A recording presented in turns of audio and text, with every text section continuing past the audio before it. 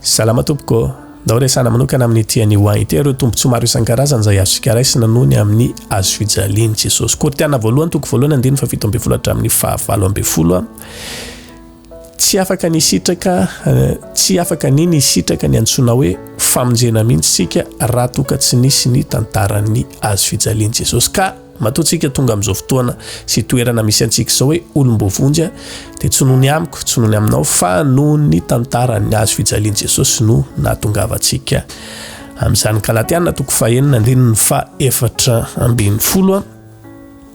Afahantsika ihany koa manombo ny momba ny tenantsika rehetra eo ambonin'izany hazofijalian'i Jesosy izany ka raha toka misy ireo fahalemena maro isan-karazany, misy ny filana maro isan-karazany tsy mety resitsika ao anatintsika ao tsy vitantsika miady amin'io fa kosa nohon'ny hazofijalian'i Jesosy dia azontsika atao tsara mihitsy ny manombo an'izany eo ary ny mandray fandresena mahakasika ny amin'izany filana maro isan-karazany izany. Kolosiana toko 2:4.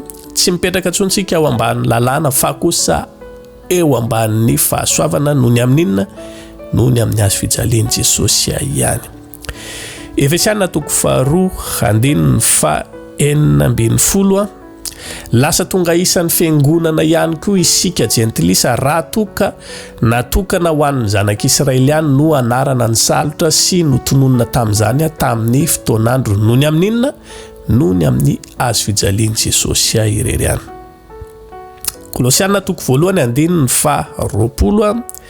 Tsy vitany hoe notononina ho tonga isan'ny fiangonana fotsiny isika fa koa tonga ny havana mihitsy ny tetỳ ambonin'ny tany tetỳ sy ny tany an-danitra tany nohony amin'ny hazofijalian'i Jesosy irery ihany koa.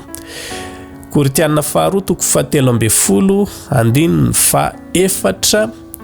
Manafaka antsika amin'izay fahalemena rehetra tsy mety resitsika na koa izay zavatra maro isan-karazany takian'Andriamanitra amintsika nefa tsy mety vitantsika ny hazofijalian'i Jesosy.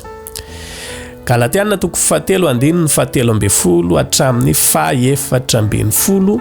Andraisantsika ilay fitahiana izay notonon'Andriamanitra tamin'ny Abrahama tamin'ny fotoanandrony ny fisian'ny hazofijalian'i Jesosy. Zany hoe raha toka manatontsika raha mihitsika ny amin'izany asa-pamonjena lehibe nataon'i Jesosy teo ambony hazofijaliana izany dia mba isan'ireo izay andray fitahiana tahaka ny Abrahama ihany koa isika. Isaia toko 3:4 hatramin'ny 5. Andraisantsika fanasitranana ny hazofijalian'i Jesosy. Ninona aretina misy eo amin'ny fiainantsika mandalo eo amin'ny fiainantsika ka tsy mety sitra amin'ny fanafody na efa mahalany aiky ny dokotera dia fantaro ary fa nohony amin'ny hazofijalian'i Jesosy dia afaka ny andray fanasitranana sika. Noho izany tadiavy ny anjaranao, noho izany ka tsaho ary izay toerana tokony isy antsika tsirairay avy manoloana an'izany hazofijalian'i Jesosy any fa maro be ireo tombontsoa izay azontsika raisina nohony amin'ny fisiny. Samia ro tahin'Andriamanitra veloma tompoko.